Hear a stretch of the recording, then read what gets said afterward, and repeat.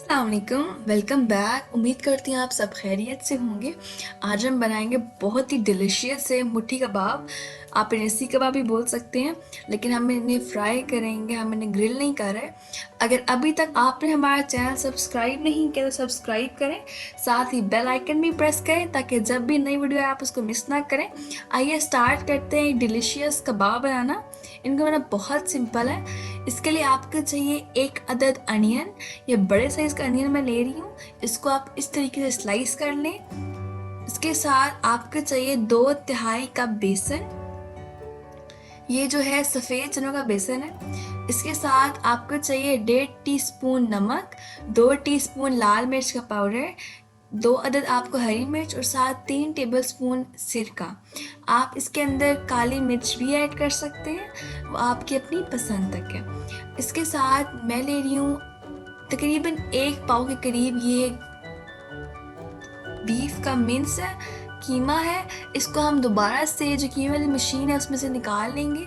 आप चाहे पैक्ड कीमा यूज़ कर लें, चाहे आप खुद घर में कीमा निकाल लें।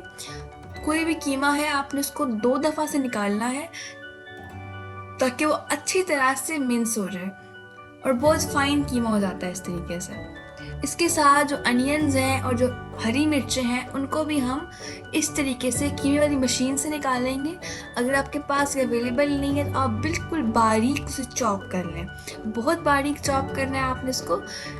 आप कोई भी मेथड यूज़ कर सकते हैं। अगर आपके पास उस वक्त कीमा मशीन मौजूद नहीं है तो आप उसको बारीकली चॉप कर लें या आप उसे ग्रेट कर लें।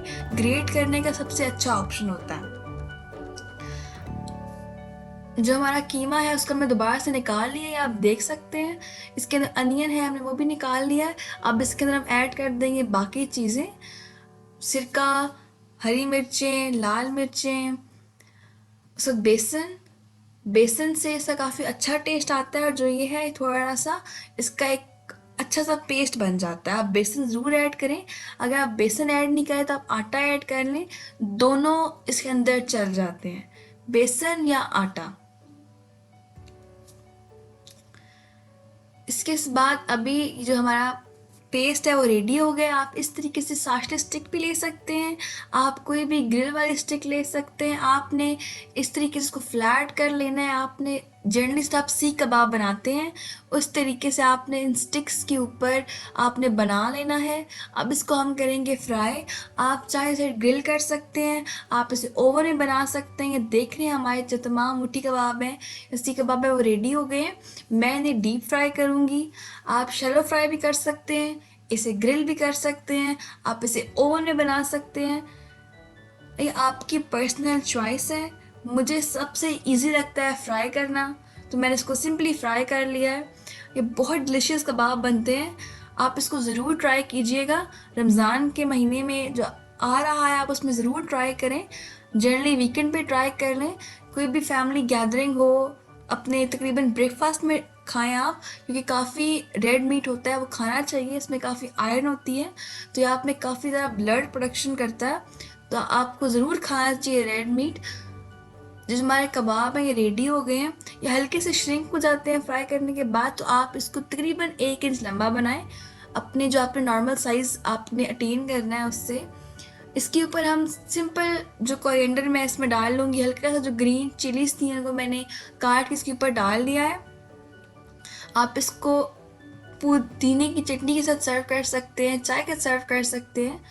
इसके साथ आप नान के साथ सर्व कर सकते हैं, ऑब्वियसली टोमेटो केचप के साथ सर्व कर सकते हैं। बहुत डिलीशियस बनते हैं, ज़रूर ट्राई कीजिएगा। बहुत इजी और क्विक रेसिपी है। अगर वीडियो अच्छी लगी, रेसिपी अच्छी लगी तो ज़रूर वीडियो को लाइक कीजिएगा। आप कमेंट में बता सकते हैं कि आपके फेवरेट कबाब कौन से हैं। मुझे सीख कबाब जो ग्रिल पे बने हुए होते हैं और साथ ही मुझे चपली कबाब बहुत पसंद है। तो हमेशा की तरह हंसते मुस्कुराते रहें, खुश रहें, वीडियोस को एंजॉय करें, अच्छे अच्छे खाने बनाएं, अपने इस क्वारंटाइन टाइम को एंजॉय करें और हमेशा की तरह अपना अपने प्यारों का बहुत ख्याल रखें। अल्लाह हाफ़िज़।